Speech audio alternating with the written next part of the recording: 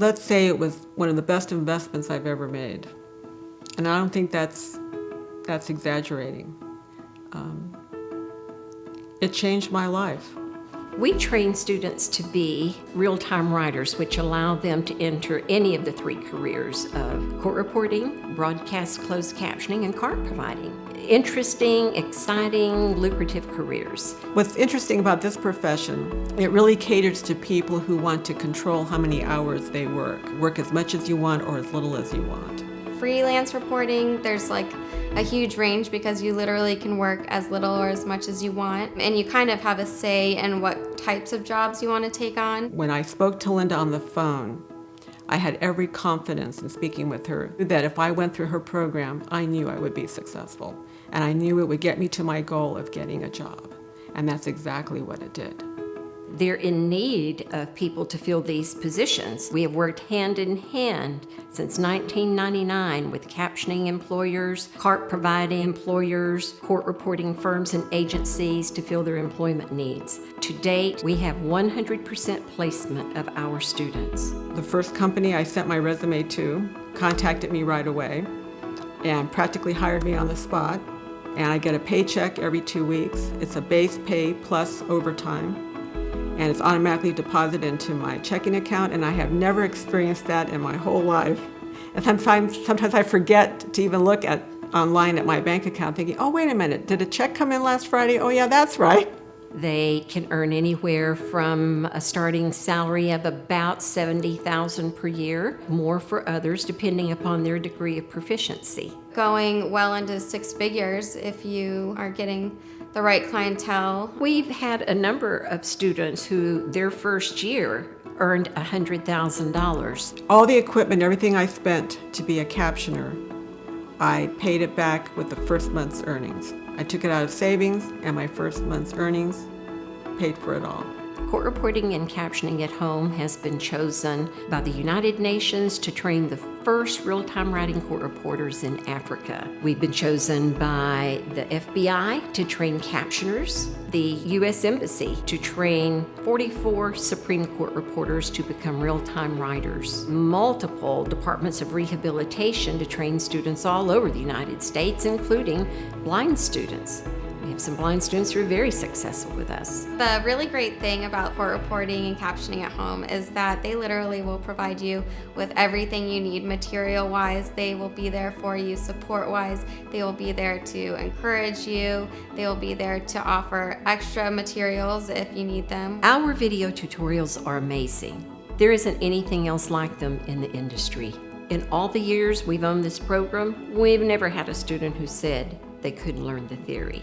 It is the easiest theory to learn. Linda has her course broken up into segments, into chapters. Take one bite at a time, take one step at a time, learn one thing day by day, and a whole new world opens up to you. The NCRA commissioned a study to determine the future of these three careers, and the study found that over the next 5, possibly 10 years, there will be a demand for 5,500 more court reporters. It also stated that reporters who have the real-time writing skill for captioning and cart providing would be in even greater demand. I just had it in my mind that I was going to do this and I was going to finish it, and I was going to get a job doing this because I really could foresee myself really liking it. In 2007, I served on the NCRA committee that develops the national RPR and RMR certification examinations, and they chose my test to be administered at the May 2007 RPR exam. So I'm very familiar with what is necessary to train students both in academics as well as skills to work in any of the three careers of captioning, cart providing, and real-time court reporting. One thing that's different about the Court Reporting and Captioning at Home program is that you don't have a set amount of time that you have to complete the program. And I think that that was a really good thing for me, that I didn't have that pressure of if I don't pass this certain speed at this certain time, I'm going to have to enroll in another semester, and I'm going to have to, keep this set schedule of, traveling to a school. The NCRA is the National Court Reporters Association, and many years ago I owned a traditional school that was accredited and NCRA approved.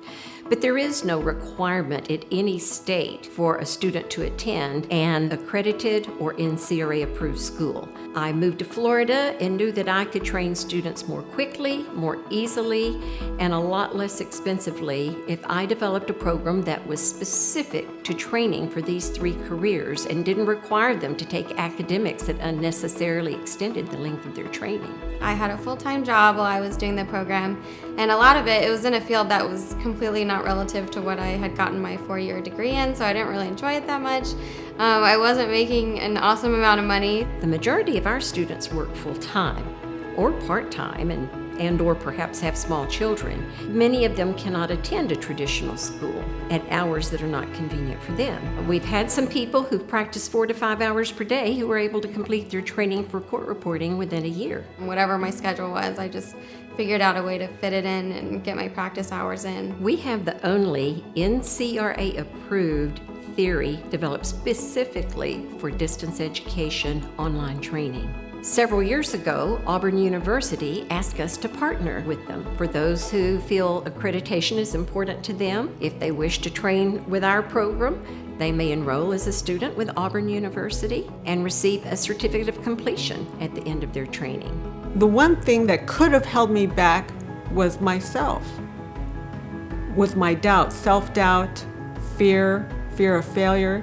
I'm 58. I've surprised myself that I've been able to accomplish this at this stage in my life.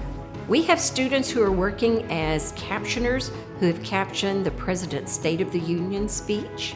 We have students who are working as stadium captioners who have captioned the Super Bowl, shown real time on over 2,500 monitors in the stadium. I use the support team all the time, and they were and still are amazing. I mean, even to this day, 4 years after completing the program, if I email them, I will get an email back within a couple of hours, if not maybe just a couple of minutes, they'll respond. We have the best support department anywhere. The people who work in our support department are credentialed professionals. They've worked as court reporters, captioners, and CART providers all across the United States. And while we don't say we're 24/7, we almost are, because we have students all over the United States and in several countries around the world. Everyone trains from home. And I asked for help when I needed to ask for help. And so that's what I would suggest for a new student, is that they would ask for help when they need it, and just try to stay positive and believe in yourself that you can do it, because if I can do it, somebody else can do it for sure. So